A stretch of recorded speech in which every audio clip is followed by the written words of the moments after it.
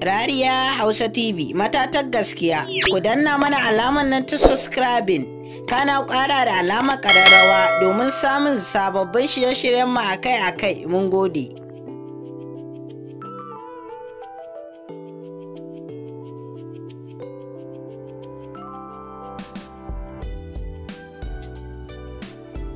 Barka da zuwa Rariya Hausa TV, wato kafa ku manta ba ku danna mun subscribe sannan ku danna alamar ƙararrawa. Mun gode.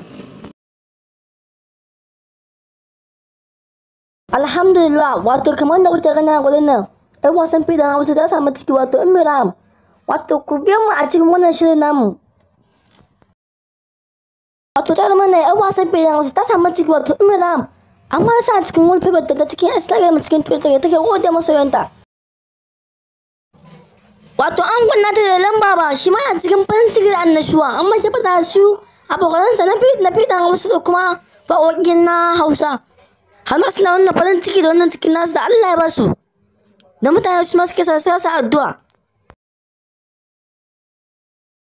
Wato ana ma ga ƙarshen labarin, wato kafa ku manta ba ku danna musu subscribe sannan ku danna alamar ƙararrawa ko da musu sauran akai-akai. Mun gode.